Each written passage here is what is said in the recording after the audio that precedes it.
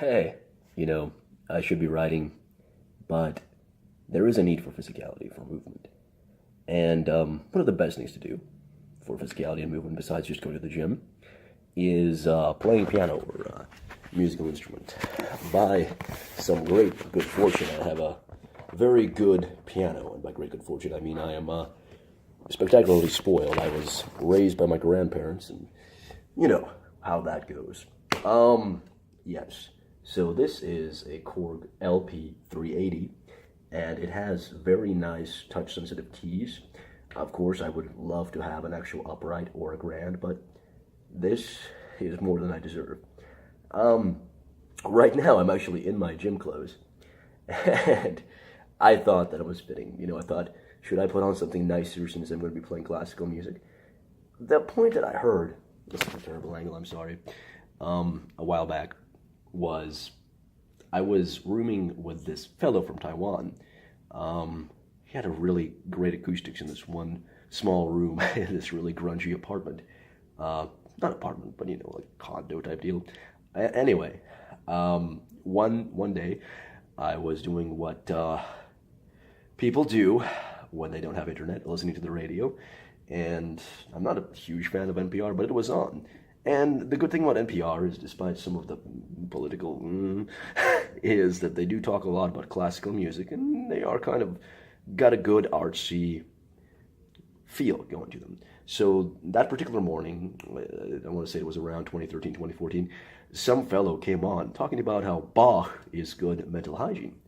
And I thought, wow, that's really great. That's really resonant, because that's what I've been attempting to practice to the best of my ability. So, just because I want to make some content and introduce these ideas, I'm going to go ahead and play a prelude that I've already uploaded, but, I didn't add any of the commentary that I'm doing now, obviously. And, it's a camera from a phone. It's not terribly going to be that fantastic, but I think I'm going to do it. All right. I have not warmed up, so this might be a little amiss. So, this is the BWV 924. It comes from, I don't have the book here, or do I? Yes. The 6 Kleine Präludien or this one's the 18 short preludes. Okay. Anyway, it's this fellow right here, Prelude number 1, per this particular book, but he has like thousands of pieces, so it's really a 924. Glenn Gould plays it in a particular way, which I sort of tried to imitate, but yeah,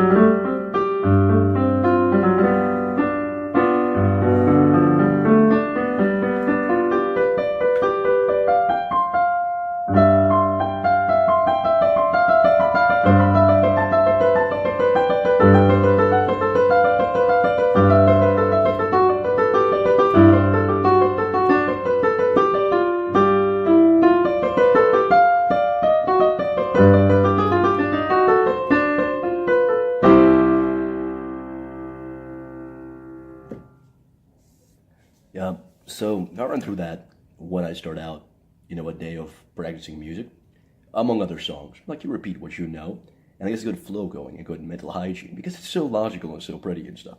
Now, don't ask me to explain to you yet exactly all the intricacies of how it works, but it's in the key of C major, and yeah, I know it's in the key of C major, and I know some various odds and ends about counterpoint, but go check out those things for yourself, because there's people much more well-versed in them. I'm here to basically just be a cheerleader and create excitement about the music. Yeah. So just...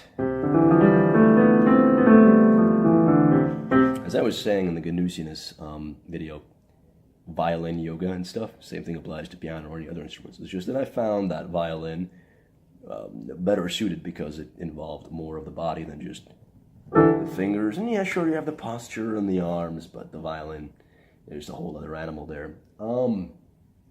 Yeah, so I also found it incredibly interesting how people react to certain things. For instance, that was in C major. Another prelude from that book of 18 Preludes is in C minor.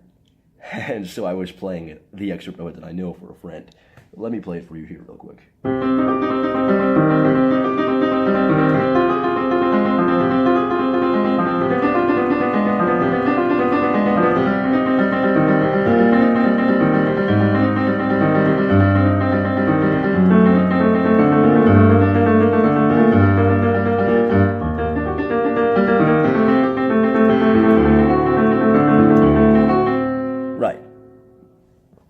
So when I was a kid, I read a lot of stories about shipwreck. For instance, Robinson Crusoe and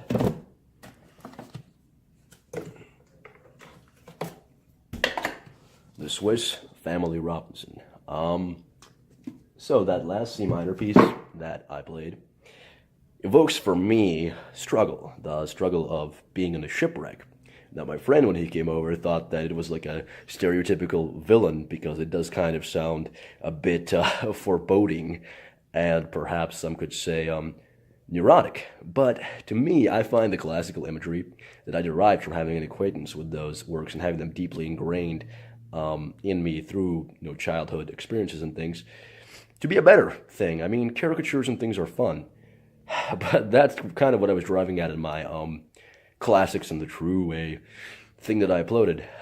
It's an essay on thefractaljournal.com, which you should visit. And hey, I really appreciate everybody joining me today. I'm a little bit under the weather, but I still felt like making some content. Maybe I'll be able to write something today and post it, but hey, either way, just thanks for stopping by. Have a great time wherever time finds you. Goodbye.